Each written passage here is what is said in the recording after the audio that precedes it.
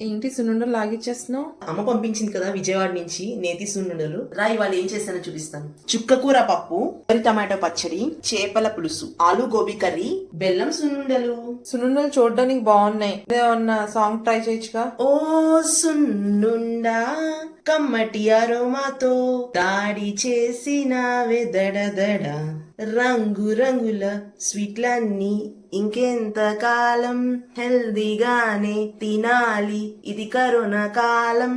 పనిలో పనిగా చేసా నిన్ను, నాకు కొంచెం పోషకాలు నిన్ను చుట్టేసుకుంటా, డబ్బాలో పెట్టేసుకుంటా, లెక్కగా తినేస్తూ ఉంటా రోజు.